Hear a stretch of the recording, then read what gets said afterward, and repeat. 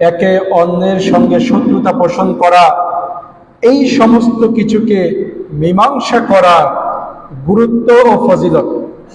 কেননা ইসলাম চায় সৌহার্দ্যপূর্ণ অবস্থান। ইসলাম চায় এক মুসলিম আরেক মুসলিমের সঙ্গে ভ্রাতৃত্বের বন্ধনে অটুটভাবে জড়িয়ে থাকুক। ইসলাম এটা কখনোই চায় না যে একজন মুসলিম অপর মুসলিমের সঙ্গে শত্রুতায়, বিদ্বেষে, বিতর্কে, ফাসাদে, ঝগড়ায় লিপ্ত হোক। যে কারণে আপনি দেখবেন ইসলামের মধ্যে এই বিবাদ মীমাংসা করার গুরুত্ব ও ফজিলত রয়েছে অপরিসীম। আমরা সর্বপ্রথম জানব যে বিবাদ মীমাংসা করার যে গুরুত্ব রয়েছে এ সম্পর্কে। একটা জিনিসের গুরুত্ব ওই সময় বেশি বোঝা যায় যখন সেই বিষয়টা কিনা আল্লাহ সুবহানাহু ওয়া তাআলা কোরআনের মধ্যে উল্লেখ করে দেন। আর এই মীমাংসা করাটা আল্লাহর নির্দেশ। আল্লাহ সুবহানাহু ওয়া তাআলা দুই ব্যক্তির মাঝে মীমাংসা করার সম্পর্কে বলেছেন, ইন্নামাল মুমিনুনা ইখওয়া ফাআসলিহু বাইনা আখাওয়াইকুম। মুমিনগণ তো পরস্পর ভাই ভাই, অতএব তোমাদের দুই ভাইয়ের মধ্যে মীমাংসা করে দাও। এরপর আল্লাহ তাআলা বলছেন, ওয়াত্তাকুল্লাহা লাআল্লাকুম তুরহামুন। আর আল্লাহকে ভয় করো, তাতে তোমরা রহমত প্রাপ্ত হবে। সুবহানাল্লাহ। আল্লাহ তাআলা নির্দেশ দিয়েছেন যে ঈমানদারদের মধ্যে ঝগড়া হতে পারে, বিবাদ হতে পারে, একজন আরেকজনের সঙ্গে মনোমালিন্য হতে পারে, শত্রুতাপূর্ণ সম্পর্কের তৈরি হতে পারে। তবে আল্লাহ তাআলা বলেছেন তাদের মধ্যে মীমাংসা করে দাও, দুই ভাইয়ের মধ্যে মীমাংসা করে দাও। এটা হচ্ছে 1 নম্বর আল্লাহর নির্দেশ। এ বিষয়ে আল্লাহ রাসূল সাল্লাল্লাহু আলাইহি ওয়াসাল্লাম বলেছেন যে তারাল মুমিনিনা ফি তারাহুমিহিম, পারস্পরিক দয়া, ভালোবাসা প্রদর্শন করা তুমি ঈমানদারদেরকে দেখবে। ওয়াতাওয়াদ্দিহিম ওয়া তাআতুফিহিম কামাসালিল জাসাদ, তুমি ঈমানদারদেরকে দেখবে যে পারস্পরিক দয়া, ভালোবাসা, সহানুভূতি প্রদর্শনে তারা একটি শরীরের মতো, দেহের মতো। সেটা কেমন? সেটা হচ্ছে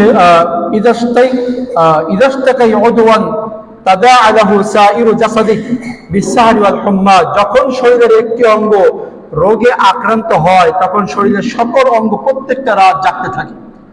অর্থাৎ ঈমানদারগণ একটি দেহের সমতুল্য। যখন ঈমানদারগণের মধ্যে কারো ভিতরে সমস্যা হয়, ওই সমস্যাটা যেন গোটা ঈমানদারদের মধ্যে ছড়িয়ে পড়ে। আপনার আমার মাথায় যদি জ্বর উঠে যায়, এমন না যে হাত স্থির থাকে, পা স্থির থাকে, অঙ্গ প্রত্যঙ্গ স্থির থাকে, বরং সমস্ত কিছু অস্থির হয়ে যায় একটি অঙ্গে অসুস্থতার কারণে। এটা আল্লাহ রাসূল সাল্লাল্লাহু আলাইহি ওয়াসাল্লাম বলেছেন যে ঈমানদারদের অবস্থা তো এরকম, তারা প্রত্যেক একটি দেহের ন্যায়। এজন্য নিজেদের মধ্যে যদি বিবাদ হয় সেটাকে মীমাংসা করা ঈমানদারদেরই দায়িত্ব। মীমাংসা করার ব্যাপারে আল্লাহ রাসূল সাল্লাল্লাহু আলাইহি ওয়াসাল্লামের নির্দেশ রয়েছে। আনাস রাদিয়াল্লাহু আনহু থেকে বর্ণিত হাদিস, তিনি বলেন যে আন্না নবী সাল্লাল্লাহু আলাইহি ওয়াসাল্লাম قال লিআবি আইয়ুব, তিনি বলেন আল্লাহ রাসূল সাল্লাল্লাহু আলাইহি ওয়াসাল্লাম একদা আবু আইয়ুব রাদিয়াল্লাহু আনহুকে বললেন, আলা আদুল্লুকা আলা তিজারা, আবু আইয়ুব আমি কি তোমাকে একটি এমন ব্যবসার সন্ধান দিব? ক্বালা বালা, তিনি বললেন যে হ্যাঁ, আপনি আমাকে একটি উত্তম ব্যবসার সন্ধান দিন। ক্বালা সিল বাইনান নাস ইযা তাফাসাদু, তখন নবী সাল্লাল্লাহু আলাইহি ওয়াসাল্লাম বললেন যে তুমি লোকদের মাঝে মীমাংসা করে দাও যদি তারা বিচ্ছিন্ন হয়। যখন তারা বিচ্ছিন্ন হবে আবু আইয়ুব, তুমি মানুষদের মধ্যে মীমাংসা করে দাও। আর কি করো? নবী সাল্লাল্লাহু আলাইহি ওয়াসাল্লাম বলেন যে ওয়াকাররিব বাইনাহুম ইযা তাবাআদু, আর তাদের মধ্যে সুসম্পর্ক গড়ে দাও যখন তারা বিচ্ছিন্ন হয়ে যাবে। মানুষের যখন বিবাদে লিপ্ত হয় তুমি তাদের মধ্যে মীমাংসা করে দাও, যখন বিচ্ছিন্ন হয়ে যায় তাদের মধ্যে সুসম্পর্ক করে দাও। এটা হচ্ছে উত্তম ব্যবসা, এর প্রতিদান আল্লাহর নিকটে রয়েছে অনেক বেশি। এরপরে অন্য বর্ণনা এসেছে, নবী সাল্লাল্লাহু আলাইহি ওয়াসাল্লাম বলেছেন, আলা আদুল্লুকা আলা আমালিন ইয়ারদাহু আল্লাহু ওয়া রাসূলুহু, আমি কি তোমাকে এমন একটি আমলের সন্ধান দিব না যার প্রতি আল্লাহ ও তার রাসূল সন্তুষ্ট হন? তিনি বললেন যে ক্বালা বালা, তিনি বলেন যে হ্যাঁ অবশ্যই আপনি আমাকে বলেন। নবী সাল্লাল্লাহু আলাইহি ওয়াসাল্লাম বলেন যে ক্বালা তুসলিহু বাইনান নাস ইযা তাফাসাদু ওয়া তুকারিবু বাইনাহুম ইযা তাবাআদু, তুমি মানুষের মধ্যে মীমাংসা করে দাও যখন তারা বিচ্ছিন্ন হয়ে যায়, আর তাদের মধ্যে সুসম্পর্ক করে দাও যখন তারা একে অন্যের থেকে দূরে সরে যায়। এটা আল্লাহ ভালোবাসেন, আল্লাহ রাসূল সাল্লাল্লাহু আলাইহি ওয়াসাল্লাম ভালোবাসেন। এরপরে দেখেন মীমাংসার গুরুত্বটা কত বেশি। মীমাংসার গুরুত্বটা এত বেশি যে মীমাংসার জন্য গোপন বৈঠক করা এটা জায়েজ। মীমাংসার জন্য গোপন বৈঠক করা জায়েজ। আল্লাহ তাআলা বলেন লা খায়রা ফি কাসীরিন মিন নাজওয়াহুম ইল্লা মান আমারা বিসাদাকা আও মা'রুফিন আও ইসলাহিন বাইনান নাস, তাদের অধিকাংশ সভা পরামর্শে গোপন বৈঠকে কোনো কল্যাণ নেই, তবে যদি সদাকা করা হয়, সৎকর্ম হয়, অথবা লোকদের মধ্যে পারস্পরিক মীমাংসা সন্ধি করা হয়, তাহলে সেই গোপন বৈঠকের মধ্যে কল্যাণ রয়েছে। মীমাংসার জন্য মিথ্যার আশ্রয় নেওয়ার অনুমতি দেওয়া হয়েছে। মীমাংসার জন্য মিথ্যা কথা বলার অনুমতি দেওয়া হয়েছে, তবে এই মিথ্যা কথা সাধারণ মিথ্যা কথার মতো নয়। এই মিথ্যা কথা বলতে বোঝানো হয়েছে কিছু বাড়তি কথা বলা, যেই বাড়তি কথা বলা মীমাংসার জন্য জায়েজ। আল্লাহ রাসূল সাল্লাল্লাহু আলাইহি ওয়াসাল্লাম বলেন লাইসাল কাযযাব আল্লাযী ইউসলিহু বাইনান নাসি ফায়ানমি খায়রান আও ইয়াকুলু খায়রান, সে ব্যক্তি মিথ্যাবাদী নয় যে ব্যক্তি মানুষের মধ্যে মীমাংসা করার জন্য ভালো কথা পৌঁছে দেয় কিংবা ভালো কথা বলে।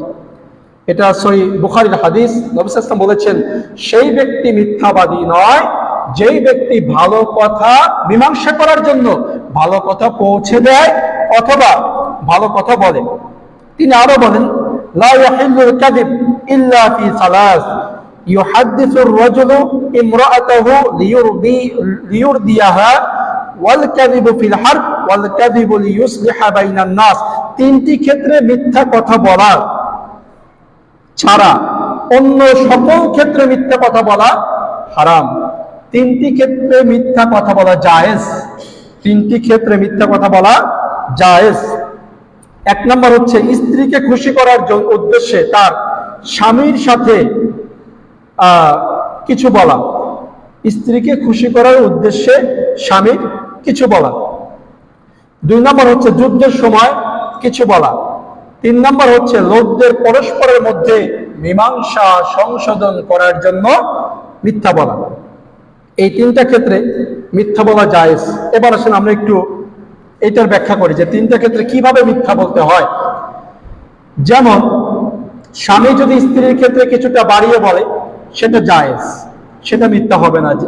এটা এরকম মনে করেন যে আপনার স্ত্রীর চাইতেও আরো সুন্দর অনেক মহিলা আছে, আপনি যদি বলেন যে তোমার থেকে কোনো সুন্দরী মহিলা আমার চোখে আর নাই, এটা আপনি বাড়িয়ে বললেন কিন্তু মিথ্যা হবে না। আপনি যদি বলেন যে তোমার রান্নার এত স্বাদ যা অন্য কারো রান্নার মধ্যে আমি পাই না, এটা বাড়িয়ে বলা হলো, স্ত্রীকে সন্তুষ্ট করার জন্য, মিথ্যা কথা নয়। তবে এমন মিথ্যা কথা স্ত্রীর সঙ্গে বলা জায়েজ নাই যেটা প্রকৃত অর্থে নিজের দিন থেকে, নিজের ঈমান থেকে, নিজের সত্য নিষ্ঠতা থেকে নিজেকে পদস্খলন ঘটিয়ে দেয়। আপনি স্ত্রীকে তার সৌন্দর্যের বর্ণনা করলেন, তার প্রশংসা করলেন, এক্ষেত্রে কিছু বাড়তি কথা যদি বলেন সেটা মিথ্যা হবে না। তাই বলে এমন করা যাবে না যে না তোমার থেকে আরো সুন্দরী মহিলা আমি দেখছি, তুমি সুন্দরী না, তাহলে সংসারে অশান্তি বেঁধে যাবে। যে কারণে কিছুটা বাড়তি কথা, এটা মিথ্যা নয়। দুই নম্বর হচ্ছে যুদ্ধের ময়দানে মিথ্যা কথা। যুদ্ধের ময়দানে আপনি শত্রুকে পরাস্ত করার জন্য তাদেরকে যদি মিথ্যা কথা বলেন, মনে করেন আপনার সৈন্য দল এক জায়গাতে আছে কিন্তু শত্রুদেরকে যদি জানিয়ে দেন ওইখানে কোনো সৈন্য দল নাই, শত্রু দল ওইখানে গেলেই আক্রমণের শিকার হবে, আপনি জিতে যাবেন, এটা মিথ্যা নয়, এটা যুদ্ধের কৌশল। এরপরে তিন নম্বর হচ্ছে পরস্পরের মধ্যে মীমাংসা করার ক্ষেত্রে মিথ্যা কথা বলা। পরস্পরের মধ্যে মীমাংসা করার ক্ষেত্রে মিথ্যা, সেটা কিরকম? মনে করেন আমার সঙ্গে আর আপনার সঙ্গে বিবাদ বেঁধে গেছে, আমার সঙ্গে আপনার সঙ্গে দূরত্ব বেড়ে গেছে, এখন তৃতীয় আরেকজন, সে ব্যক্তি আপনার আর আমার মধ্যে মীমাংসা করতে চায়। এক্ষেত্রে যদি এ ধরনের কিছু মিথ্যা বলা হয়, যেমন আপনার কাছে গিয়ে আমার কথা বললো যে সে তো তোমার খুব ভালোই বলে, সে তো তোমাকে খারাপ জানে না, সে তো তোমার অনেক সময় প্রশংসাই করে, হয়তো দু একটা কথা বলে ফেলছে, কিন্তু তোমাকে সে খুব ভালো জানে। আবার আমার কাছে এসে তার সম্পর্কে যদি দুইটা কথা আপনি বাড়িয়ে বলেন, এটা হচ্ছে মীমাংসার জন্য বাড়তি কথা বলা, মিথ্যা কথা নয়, প্রকৃত মিথ্যা কথা নয়, মীমাংসার জন্য বলা, উভয় পক্ষের মীমাংসার জন্য বলা। যেমন ধরেন সংসারের মধ্যে বউ শাশুড়ির ভিতরে ঝগড়া বাঁধে না, বউ শাশুড়ির মধ্যে ফিতনা ফাসাদ, দূরত্ব, বিচ্ছিন্নতা, তর্ক বিতর্ক এগুলো হয় স্বাভাবিক। আপনি ছেলে বা স্বামী হিসাবে আপনার কি ভূমিকা থাকবে? আপনি ছেলে বা স্বামী হিসাবে আপনার কি ভূমিকা থাকবে? এখানে আপনি যদি আপনার মায়ের পক্ষ নেন, স্ত্রীর কাছে খারাপ হয়ে যাবেন, স্ত্রীর পক্ষ নেন, মায়ের কাছে খারাপ হয়ে যাবেন। এই যে বিবাদ, যেটা কিনা আমাদের প্রত্যহ আমাদের পারিবারিক বিবাদ বেঁধে থাকছে, এটাকে কিভাবে সমাধান করবেন?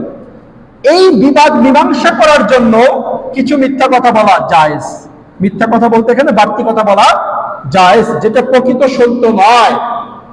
আপনি আপনার মায়ের কাছে গিয়ে যদি বলেন যে মা, তোমার বৌমা আসলে তোমার সামনে দুই একটা তর্ক বিতর্ক করলেও তোমার এত বেশি প্রশংসা করে যা তুমি জানো না, তোমার খুব ভালো জানে, তোমার ওই কাজের প্রশংসা করছে, এটা ওইটা করছে। আবার স্ত্রীর কাছে সে যদি বলেন যে আমার মা তো তোমার আসলে খুব প্রশংসা করে, হয়তো সে তোমার থেকে বয়সে বড়, এজন্য তোমাকে দু একটা কটু কথা বলেই ফেলছে, কিন্তু আমার খালা ফুফু দাদি অমুক তমুকের কাছে তো তোমার খুব ভালো বলে, আসলে ভালো বলছে যে আপনি শোনেনি নাই। এটা বললেন কিসের জন্য? বিবাদ মীমাংসা করার জন্য। এ ধরনের বাড়তি কথা বলা জায়েজ।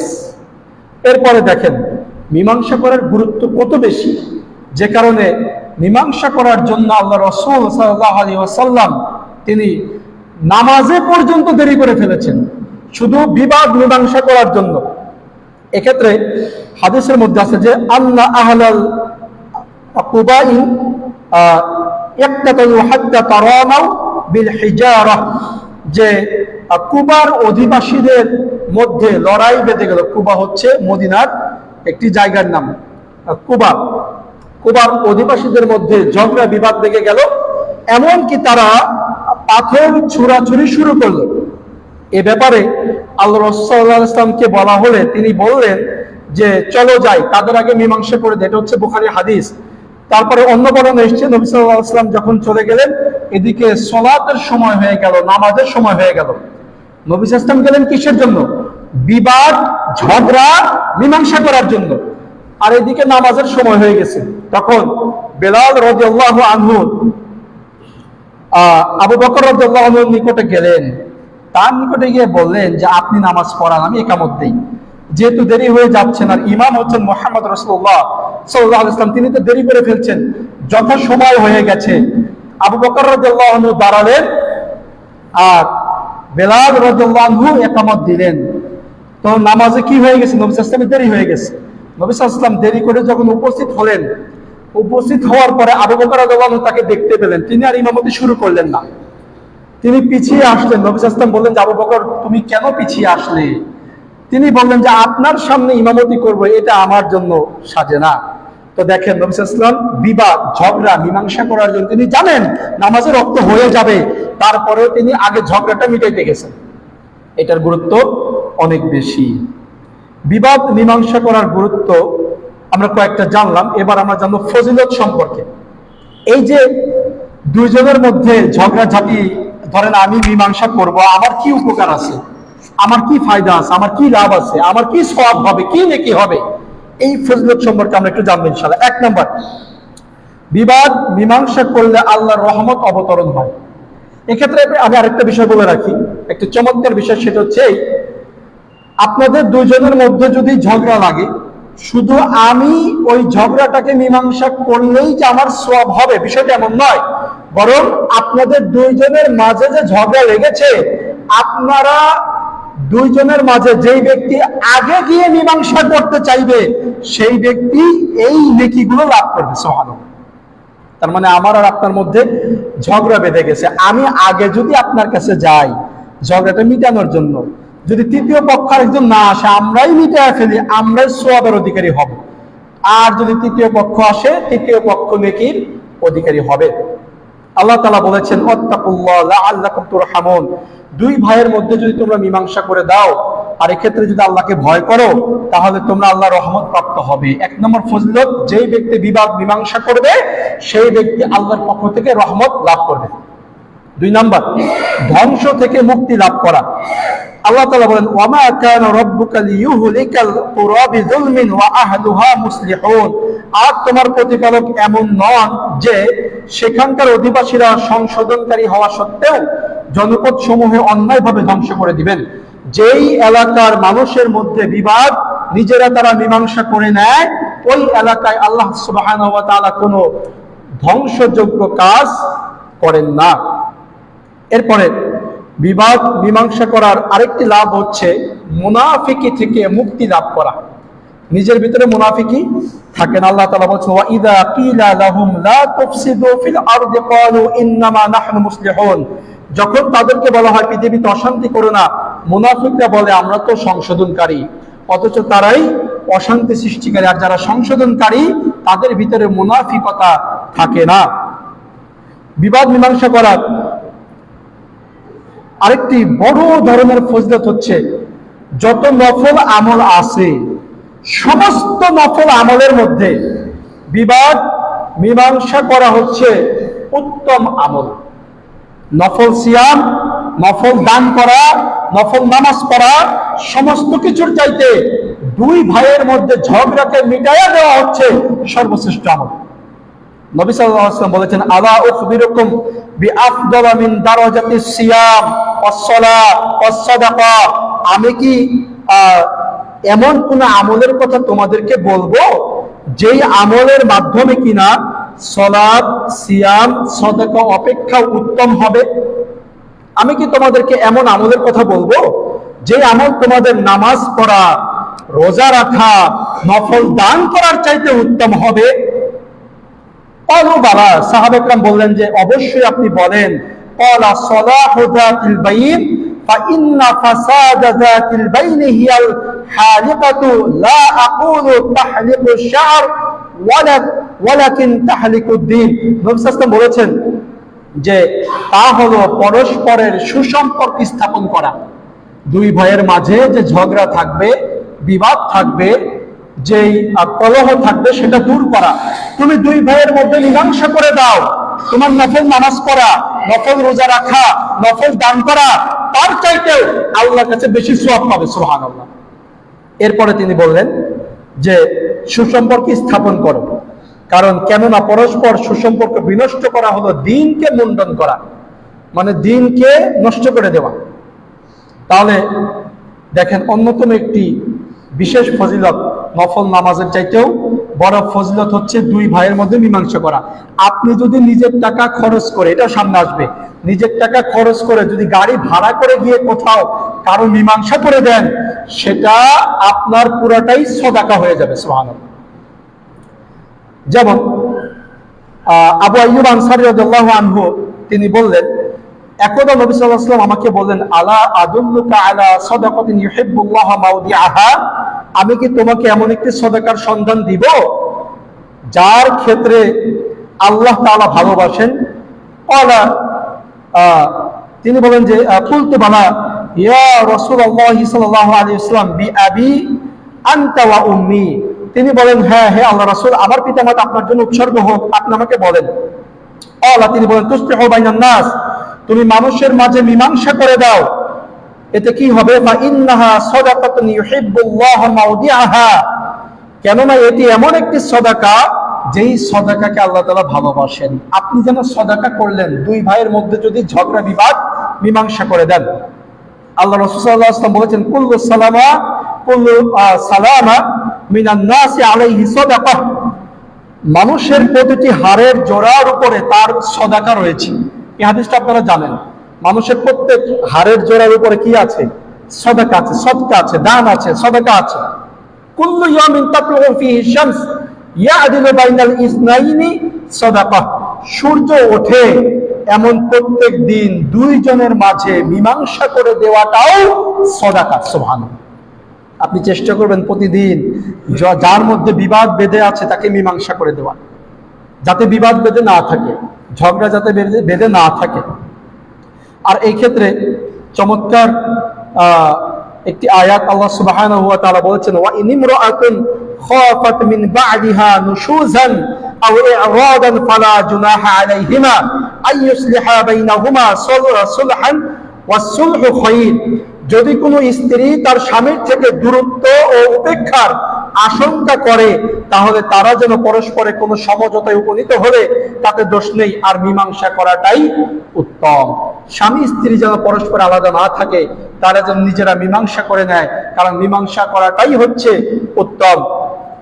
এরপরে আল্লাহ সুবহানাহু ওয়া তাআলা তিনি মীমাংসার ব্যাপারে আরো কিছু কথা বলেছেন। যাই হোক, আমরা এ থেকে যতটুকু বুঝলাম, দেখেন মীমাংসা করলে কি হয়। মীমাংসা করলে একেতে ব্যক্তিগতভাবে মুনাফিকি দূর হয়, দ্বিতীয়ত আপনার পারিবারিকভাবে শান্তি স্থাপন হয়। যদি স্বামী স্ত্রী দুইজনের সাথে ভুল বোঝাবুঝিকে মীমাংসা করে নেয়, তাহলে কি স্বামী স্ত্রীর মাঝে আর দূরত্ব থাকবে? থাকবে না। স্বামী স্ত্রী পরস্পর মিলিত হয়ে থাকবে। এজন্য সবসময় মীমাংসা করার চিন্তা, টেন্ডেন্সি আমাদের মধ্যে রাখতেই হবে। এক্ষেত্রে মীমাংসা করার কিছু আদব আছে, এটাই আমার লাস্ট পয়েন্ট, শেষ কথা। 1 নম্বর আজকে আলোচনা করলাম মীমাংসার গুরুত্ব, 2 নম্বর মীমাংসার কিছু ফজিলত, 3 নম্বর দেখেন মীমাংসা কিভাবে করবেন সেই পদ্ধতিটাও তো জানতে হবে নাকি। মীমাংসা করার কি আছে? আদব আছে। মীমাংসা করার শিষ্টাচার আছে, আদব আছে। 1 নম্বর আদব হচ্ছে আল্লাহর সন্তুষ্টি অর্জনের লক্ষ্যে মীমাংসা করা। আল্লাহর সন্তুষ্টি অর্জনের লক্ষ্যে মীমাংসা করা। আল্লাহ তাআলা বলেন, وَمَن يَفْعَلْ ذَلِكَ ابْتِغَاءَ مَرْضَاتِ اللَّهِ فَسَوْفَ نُؤْتِيهِ أَجْرًا عَظِيمًا।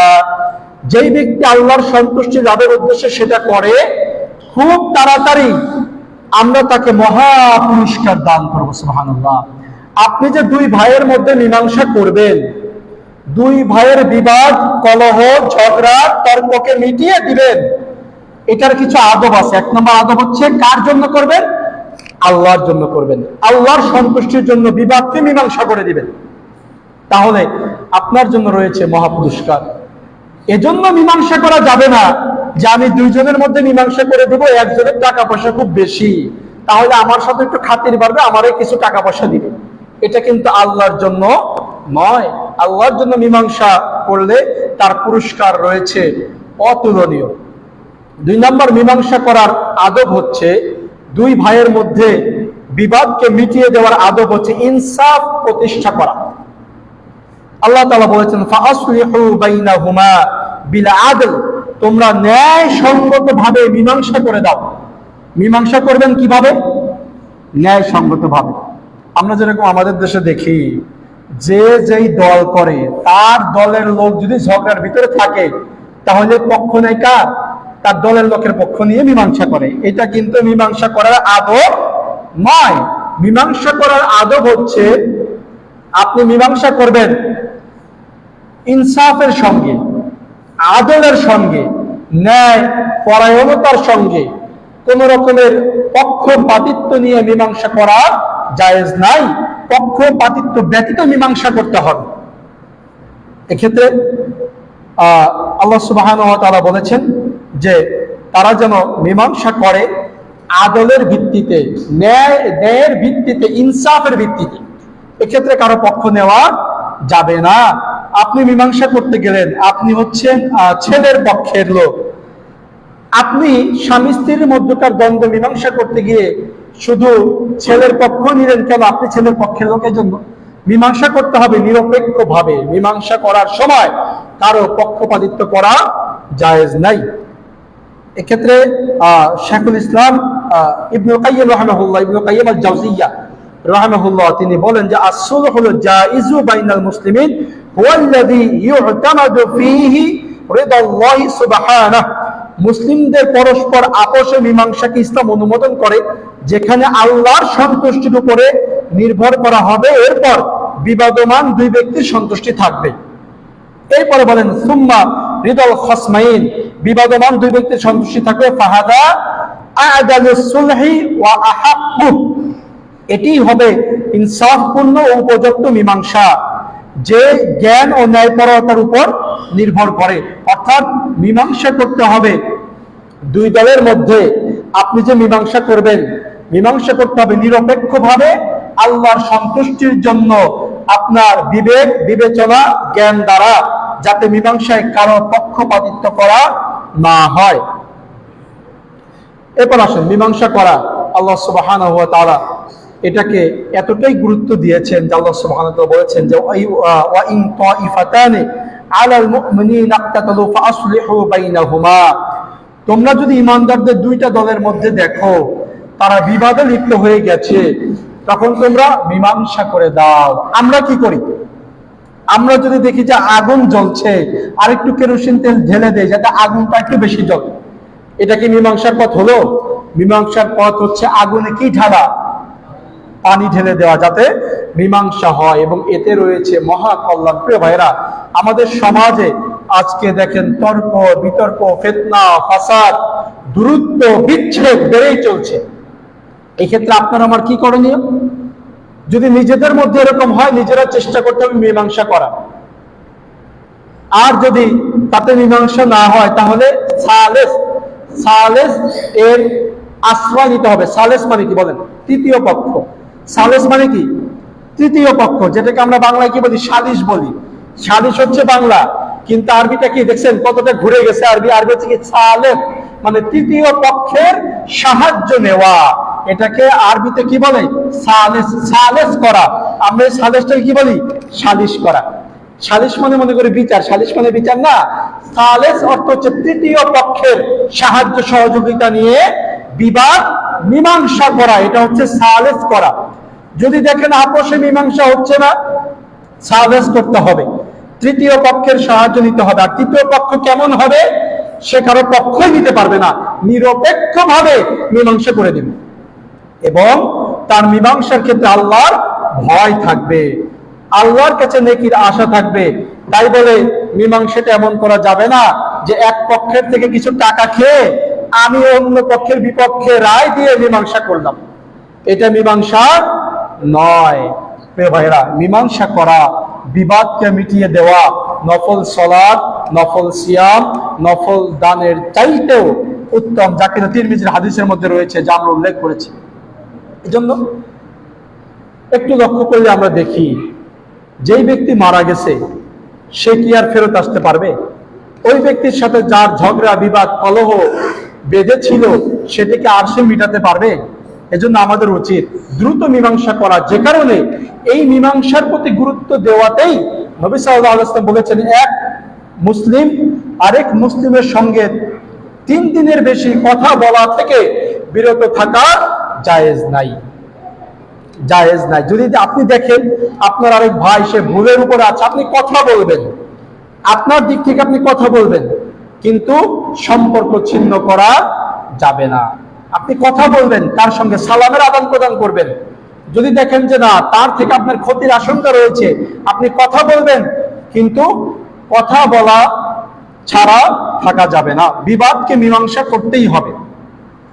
আর যদি দেখেন মীমাংসা হওয়া সম্ভব নয়, তাহলে আপনার অবস্থান হবে আপনি অন্তরে মীমাংসা করার মতো মানসিকতা রাখবেন, এবং পাশাপাশি মীমাংসা যেন হয় এজন্য সালেস অর্থাৎ তৃতীয় পক্ষের আশ্রয় দিবেন, যেটাকে আমরা সালিশ বলে থাকি। আসলে শব্দটা হচ্ছে সালেস, তৃতীয় পক্ষের আশ্রয় নেওয়া, বিবাদ ঝগড়াকে মীমাংসা করার জন্য। আর এক্ষেত্রে উদ্দেশ্য থাকবে যে আমি আল্লাহর সন্তুষ্টি চাই, দুনিয়াবি কোনো স্বার্থ নাই, আল্লাহ আমার প্রতি সন্তুষ্ট হবেন, এজন্য বিবাদকে মীমাংসা করতেই হবে। ঝগড়া, তর্ক, ফিতনা, ফাসাদ, বিচ্ছেদ, দূরত্ব, এগুলো ঈমানদারদের মধ্যে থাকতে পারে, শয়তান এগুলোকে সৃষ্টি করে দেয়। আমাদের উদ্দেশ্য থাকবে বিবাদকে মীমাংসা করা, তবে উত্তম রাস্তায়, উত্তম পন্থায় মীমাংসা করা। আল্লাহ সুবহানাহু ওয়া তাআলা আমাদের মধ্যকার বিবাদ কলহ বিচ্ছেদকে মীমাংসা করে আমরা যেন পরস্পর মুসলিম ভাই ভাই হয়ে ভ্রাতৃত্বের বন্ধনে অটুট থাকতে পারি। আল্লাহ তাআলা সেই তৌফিক দান করুন। আল্লাহুম্মা আমিন। ওয়া আখির দাওয়ানা আনিল হামদুলিল্লাহি রাব্বিল আলামিন।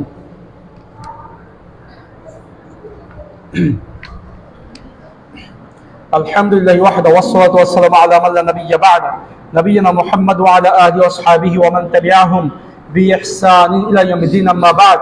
ফাআউযু বিল্লাহি মিনাশ শাইতানির রাজীম। বিসমিল্লাহির রাহমানির রহিম। ইন্নাল্লাহা মালাইকাতাহু ইউসাল্লুনা আলান নবী ইয়া আইয়ুহাল্লাযীনা আমানু সাল্লু আলাইহি ওয়া সাল্লিমু তাসলিমা। اللهم صل على محمد وعلى آل محمد كما صليت على إبراهيم وعلى آل إبراهيم إنك حميد مجيد. اللهم بارك على محمد وعلى آل محمد كما باركت على إبراهيم وعلى آل إبراهيم إنك حميد مجيد. সম্মানিত মুসলিম ইকরাম, শেষ কথা হচ্ছে এই, আপনি আমি পৃথিবীতে একাই এসেছি, আমাদের সঙ্গে কোনো গ্রুপ ধরে কেউ আসে নাই, আমার সমাজ আমার সাথে আসে নাই। যখন আপনি পৃথিবী থেকে চলে যাব, আমাদের প্রত্যেকের কবরে আমরা একাকী যাব। সুতরাং এই পৃথিবী থাকতে আমার কি দায়িত্ব আছে, একাকী সেটা পালন করতে হবে। 10 জনে মিলে পালন করব, কেন আরেকজন পালন করলো না? আমি তাহলে পিছিয়ে থাকবো। আমার যে দায়িত্ব, আমার যে আমল, আমার যে ইবাদত, আমার যে দাওয়াত আমাকেই দিতে হবে। কারণ আমার জবাবটা যেহেতু আমাকে দেওয়া লাগবে, আমার জবাব তার 10 জন দিয়ে দিবে না। সে কারণে আমার দায়িত্বটাও আমাকেই পালন করতে হবে। পৃথিবীতে নিজে নিজে চলা শিখতে হবে, একা চলা শিখতে হবে। একা চলা শিখতে হবে বলতে এটা নয় যে অন্যদের সঙ্গে শত্রুতা রাখবো। একা চলার বলতে আমি বুঝাচ্ছি এটাই যে আপনার কি দায়িত্ব আছে নিজের, সেটা আগে পালনের চেষ্টা করতে হবে। নিজের দায়িত্ব থেকে পিছপা হওয়া যাবে না। আরেকজনের সঙ্গে যদি আপনার বিবাদ কলহ থাকে, নিজেকে মেটাতে চেষ্টা করতে হবে, নিজেকে পরিচ্ছন্ন পরিষ্কার হওয়ার চেষ্টা করতে হবে। সেটা হচ্ছে হিংসা থেকে, বিদ্বেষ থেকে, মুনাফিকি থেকে, এরপর আপনার ফাসিকি থেকে, এই সমস্ত জাতীয় গর্হিত কাজ থেকে নিজেকে পরিশুদ্ধ রাখার চেষ্টা করতে হবে। নিজেকেই করতে হবে, আরেকজন করে দিবে সে আশায় বসে থাকা যাবে না। আর সদা সর্বদা চেষ্টা করতে হবে নিজের যা দায়িত্ব। কারণ আল্লাহ রাসূল সাল্লাল্লাহু আলাইহি ওয়াসাল্লাম বলেছেন, আলা কুল্লুকুম রাঈন ওয়া কুল্লুকুম মাসউলুন আন রাইয়াতি, তোমরা প্রত্যেকেই রাখাল, দায়িত্বশীল, প্রত্যেকের দায়িত্ব সম্পর্কে জিজ্ঞাসিত হতে হবে। সুতরাং আমাদের যার যা দায়িত্ব আছে নিজেকেই পালনে সচেষ্ট থাকতে হবে। আল্লাহ সুবহানাহু ওয়া তাআলা আমাদের সেই তৌফিক দান করুন, আল্লাহুম্মা আমিন। এর আরেকটি নিদর্শন হচ্ছে এই, জুমার দিনে আমাদের চেষ্টা করতে হবে দ্রুত মসজিদে আসা। আপনি আমি কতটা ইবাদতের দিকে অগ্রসর আছি, আপনি আমি কতটা আল্লাহর নিকট থেকে নেকির আশা করি, সেটার কিছুটা হলেও বাহ্যিক রূপ বোঝা যায় জুমার দিনে, যে কে কত তাড়াতাড়ি নেকি হাসিলের চেষ্টা করছে। এই জন্য নেকি হাসিলের প্রতিযোগিতা করতে হবে। সারিউ ইলা মাগফিরাতিন মির রাব্বিকুম ওয়া জান্নাতিন আরদুহাস সামাওয়াতু ওয়াল আরদ। আল্লাহ বলেন, বান্দা প্রতিযোগিতা করো, নেকির কাজে প্রতিযোগিতা করো, কে কত তাড়াতাড়ি গুনাহকে মাফ করাতে পারো আর জান্নাতের অধিকারী হইতে পারো। সেজন্য কে আগে আসলো কে আসলো না, আমি আগে যাই, আমি নেকি প্রতিযোগিতা করি। যদি আগামী জুমা আপনি আমি কেউ সুযোগ না পাই, তাহলে এই জুমার নেকিটা থেকে আপনি বঞ্চিত হয়ে গেলাম। যদি আগামী জুমায় আমার চিন্তা থেকে আগামী থেকে আসবো, আজকে কেন নয়, কেন আগামী থেকে? আজকেই চিন্তা করেন, আজকেই পরিবর্তন হওয়ার চিন্তা করি আসেন। আল্লাহ সুবহানাহু ওয়া তাআলা আমাদের নিজেদেরকে সংশোধন হওয়ার এবং পারস্পরিকভাবে সংশোধিত হয়ে মীমাংসা করার তৌফিক দান করুন, আমলের দিক দিয়ে পরিশুদ্ধ হওয়ার তৌফিক দান করুন, ঈমানের দিক দিয়ে পরিশুদ্ধ হওয়ার তৌফিক দান করুন। আল্লাহুম্মা আমিন। রব্বানা আতিনা ফিদ দুনিয়া হাসানাহ ওয়া ফিল আখিরাতি হাসানাহ ওয়া কিনা আযাবান নার। রব্বানা হাব লানা মিন আজওয়াজিনা ওয়া যুররিয়াতিনা কুররাতা আ'য়ুন ওয়াজআলনা লিল মুত্তাকিনা ইমামা। ইবাদাল্লাহ রাহিমাকুমুল্লাহ, ইন্নাল্লাহা ইয়া'মুরুকুম বিল আদলি ওয়াল ইহসান ওয়া ইতা'i যিল কুরবা ওয়া ইয়ানহা আনিল ফাহশা'i ওয়াল মুনকারি ওয়াল বাগyi ইয়া'iদুকুম লা'আল্লাকুম তাযাক্কারুন। ফাযকুরুনি আযকুরকুম।